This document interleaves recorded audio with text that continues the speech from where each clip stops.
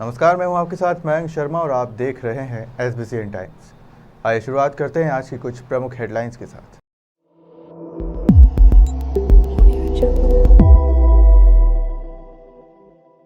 Bulletin में अब शुरुआत करते हैं मंदसौर की खबरों के साथ। मंदसौर रोलर स्केटिंग कंपटीशन 2021 का आयोजन किया गया, जिसमें नन्हे मुन्ने बच्चों ने भी स्केटिंग कंपटीशन के आयोजन में भाग लिया।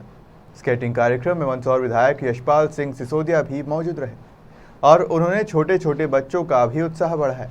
उन्होंने कहा कि छोटे बच्चे की पहली पाठशाला घर परिवार होता है, उसके बाद दूसरी पाठशाला स्कूल होता है। इसलिए बच्चों को घर से अच्छा पाठ पढ़ाया जाए और सिखाया जाए, ताकि स्कूल में भी अच्छे से पढ़ाई करें और स्कूल का और अपने माता पिता का नाम रोशन करें और रोलर स्केटिंग कंपटीशन में नंबर 1 आए व मंदसौर शहर का नाम भी रोशन करे। SBCN टाइम्स के लिए मंदसौर से शुभम चौहान की रिपोर्ट। देखिए, मैं उन संस्थाओं का मैं अभिनंदन करता हूँ, आभार व्यक्त करता हूँ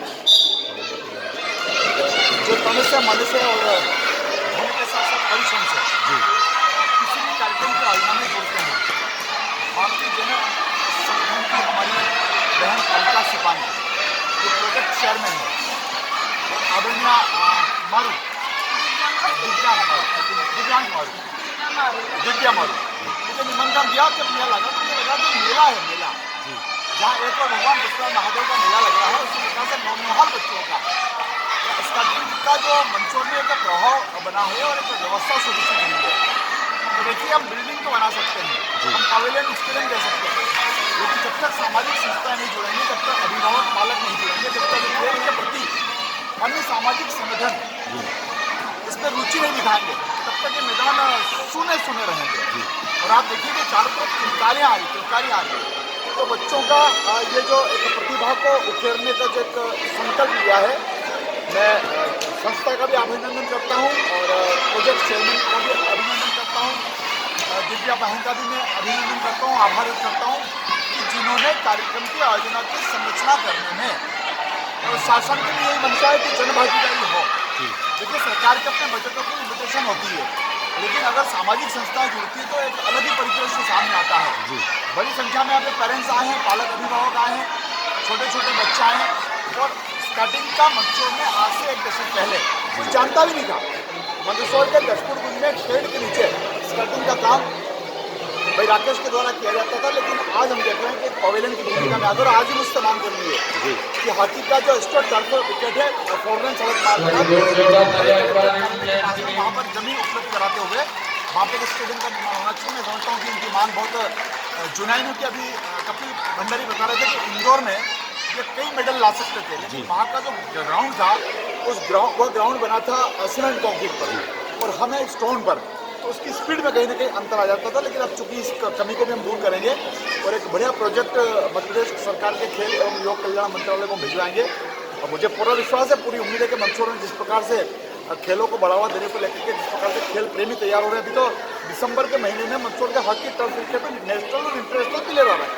लगभग 1 हफ्ते की बड़ी टूर्नामेंट यहाँ पर हॉकी का होने जा रहा है। तो हॉकी को हमको टर्फ क्रिकेट मिला है, हमको बैडमिंटन का बहुत अच्छा एस्ट्रो टर्फ मिला है, स्केटिंग हमारा ठीक चल रहा है, हमको जूडो का हमने अच्छा किया, हमारा जो योगा का एक बड़ा कार्यक्रम का मंदसौर का जो क्रिकेट का जो मैदान है वो अपने आप में बहुत अच्छा हो गया। कुल मिला के मंदसौर शहर में एक वातावरण बना है और इस वातावरण को मेंटेन करने में, इस वातावरण को उभारने में, इस वातावरण को बनाने में जो संस्थाएं आगे आ रही है, मैं संस्थाओं का अभिनंदन करता हूँ, आभार व्यक्त करता हूँ। हम लोग कई दिनों से राकेश सर की मेहनत देख रहे थे, तब से हम लोग सोच रहे थे कि इंटर डिस्ट्रिक्ट स्केटिंग कॉम्पिटिशन का आयोजन हो, तो उसमें हमारे संगठन के सदस्य अलका जी सिपाही का हमें सहयोग मिला और इस एसोसिएशन के द्वारा जो आज आयोजन किया जा रहा है वाकई में वो बहुत ही देखने लायक है।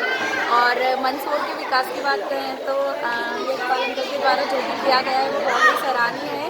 साथ ही आज वाकई में जो ये माहौल है ये बहुत अच्छा है कि इस टूर्नामेंट से हमारा मेन उद्देश्य यही था कि बच्चों में खेल भावना का विकास हो। जीतना हारना अलग बात है, लेकिन खेल भावना बहुत ज़रूरी है नए बच्चों में।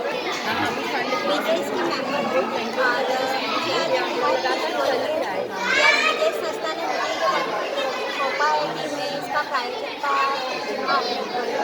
लेकिन मैं ये बताना चाहती हूँ, मैं खुद भी स्पोर्ट्स करती हूँ, मैं बैडमिंटन खेलती हूँ, मैंने भी डिस्ट्रिक्ट में कई प्राइज जीते हैं। तो मेरा और मैं अपने बच्चों को भी देखती हूँ, ऑब्जर्व करती हूँ, तो मुझे लगता है कि बच्चों को कहीं ना कहीं फिजिकली और मेंटली एक्टिव करना चाहिए, क्योंकि पेरेंट्स हमेशा पढ़ाई पे ज़्यादा हो जाते हैं, पढ़ाई को ज़्यादा ध्यान दें। तो बच्चे आज जैसी कोरोना जैसी वायरस बीमारी और नया ट्रेंड भी आ गया, नया वायरस भी आ गया, तो उसमें बच्चे अपना इम्यून सिस्टम मजबूत कर सकते हैं। इसी भावना के साथ मैंने आज, क्योंकि this is my interesting subject, तो मैंने इसमें सपोर्ट किया। मंदसौर के विश्व प्रसिद्ध भगवान श्री अष्टमुखी पशुपतिनाथ महादेव मंदिर में भगवान पशुपतिनाथ महादेव और पार्वती माता का विवाह संस्कार संपन्न हुआ और पशुपतिनाथ मंदिर के अंदर गर्भगृह भी आकर्षक साज सज्जा की गई और भगवान को हल्दी की रस्म अदा की गई। श्रद्धालुओं ने भगवान पशुपतिनाथ को हल्दी लगाई और पीले वस्त्र पहनाए और श्रद्धालुओं ने एक दूसरे को हल्दी लगाकर बधाई दी। महिलाओं ने परिणय मंगल गीत गाकर शिव पार्वती को विवाह संस्कार की बधाई दी। पूरे कार्यक्रम के दौरान पशुपतिनाथ मंदिर पर भक्तों का तांता लगा रहा। आपको बता दें कि मंदसौर के प्रसिद्ध भगवान पशुपतिनाथ मंदिर के स्थापना दिवस के उपलक्ष्य में 14 दिसंबर से पटोत्सव मनाया गया। इसी क्रम में रविवार को पशुपतिनाथ मंदिर में शिव पार्वती विवाह उत्सव का आयोजन किया गया। शनिवार देर रात तक मंदिर में मंडप सजाया गया। सुबह भोले बाबा और माता पार्वती को मेहंदी और हल्दी लगाई गई। बाबा के भक्तों ने ढोल धमाकों के साथ भगवान पशुपतिनाथ के हल्दी मेहंदी की रस्म को पूरा किया। इसके बाद भगवान पशुपतिनाथ को दूल्हे और माता पार्वती को दुल्हन के रूप में श्रृंगारित किया। गौरतलब है कि भगवान पशुपतिनाथ का अर्धनारीश्वर श्रृंगार किया गया और सुबह से भोले बाबा की विवाह की रस्मों का दौर चला। शाम को प्रसादी वितरण और भजन संध्या का आयोजन किया गया। देर रात बाबा शिव और माता पार्वती का विवाह हुआ। गौरतलब है कि पशुपतिनाथ मंदिर की स्थापना दिवस के अवसर पर 14 नवंबर से पशुपतिनाथ पटोत्सव मनाया जा रहा है। मंदिर में प्रतिदिन विशेष आयोजन किए जा रहे हैं और प्रसादी वितरण का आयोजन भी किया गया। बड़ी संख्या में श्रद्धालुओं ने पशुपतिनाथ मंदिर पहुंचकर शिव पार्वती के विवाह का आनंद उठाया और प्रसादी ग्रहण की। SBCN टाइम्स के लिए मंदसौर से शुभम चौहान की रिपोर्ट।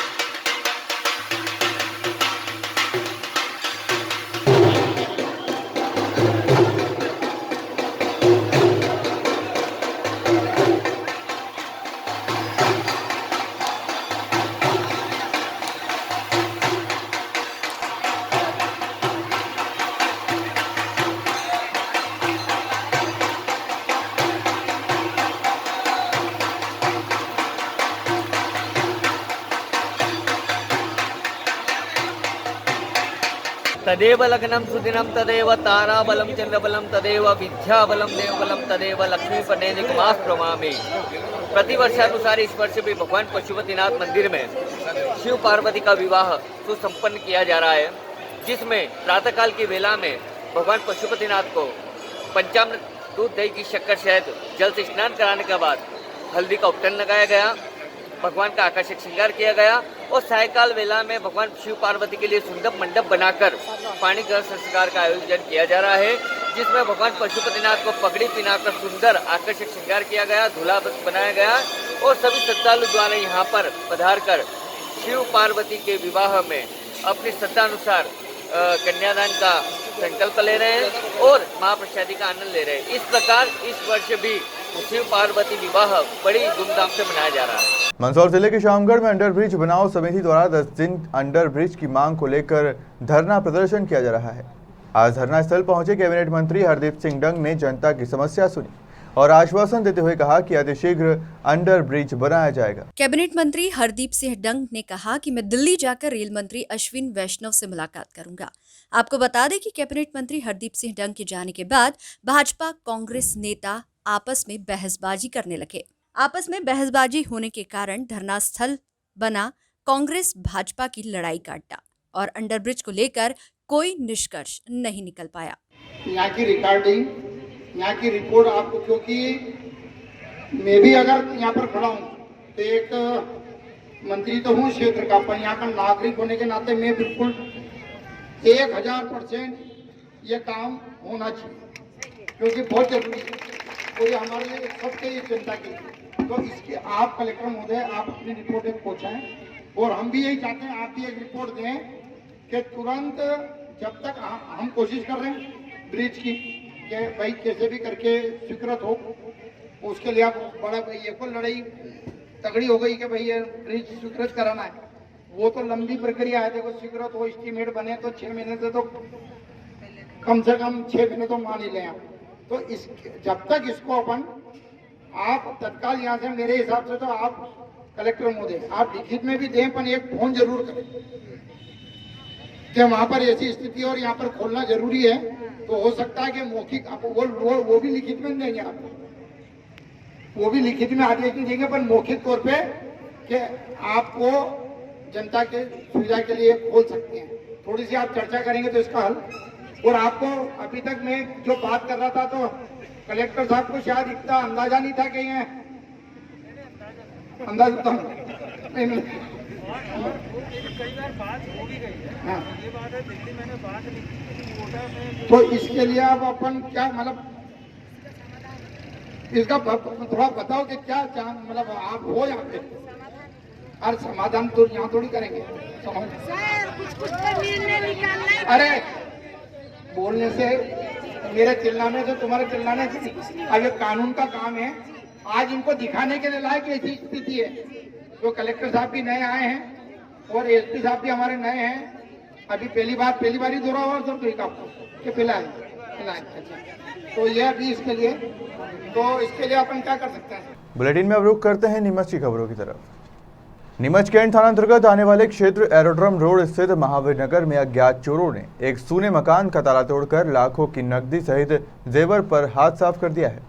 बताया जा रहा है कि परिवार के लोग बहन की शादी में भात लेकर बिगोद गए हुए थे। मिली जानकारी के अनुसार महावीर नगर स्थित मकान नंबर 56 निवासी अब्दुल समद पिता अब्दुल करीम मुल्तानी बहन की शादी में भात लेकर बिगोद परिवार सहित गए हुए थे। इसी दौरान अज्ञात चोरों ने मौके का फायदा उठाकर मकान का ताला तोड़कर कमरे की अलमारी में रखी नकदी एवं जेवरात पर हाथ साफ कर चंपत हो गए। बताया जा रहा है कि समद द्वारा हाल ही में एक जमीन बेची थी जिसके रुपए मकान में रखे हुए थे। बीती रात जब परिजन वापस घर पहुंचे तो मकान के ताले टूटे हुए पाए गए। तब घटना की जानकारी मिली, जिसके बाद घटना की जानकारी पुलिस को दी गई, जिस पर पुलिस ने मौके का मुआयना कर पंचनामा बनाया। इस संबंध में उनके भाई आफ्ताब मुल्तानी ने बताया कि उक्त मार्ग पर न तो सीसीटीवी कैमरे लगे हुए हैं और न ही पुलिस की गश्त होती है, जिसके कारण अपराधी तत्व सक्रिय रहते हैं। उक्त मामले में पुलिस अब आगे की कार्रवाई में जुट गई है। नीमच जिले में संचालित हो रहे 4 CM राइज विद्यालय के लिए शिक्षा मंडल द्वारा शिक्षक चयन परीक्षा का आयोजन स्थानीय क्रमांक 2 विद्यालय में किया गया। इस परीक्षा में लगभग 306 शिक्षकों ने भाग लिया। उक्त संदर्भ में जिला शिक्षा अधिकारी CK शर्मा एवं क्रमांक 2 सेंटर प्राचार्य ज्ञानवर्धन श्रीवास्तव ने जानकारी देते हुए बताया कि नीमच जिले में संचालित हो रहे 4 CM राइज विद्यालय के लिए CM राइज शिक्षक चयन परीक्षा का आयोजन किया गया है, जिसका सेंटर क्रमांक 2 विद्यालय था। यहाँ चयन परीक्षा का प्रथम चरण प्रातः 10 से 12 बजे तक रहा।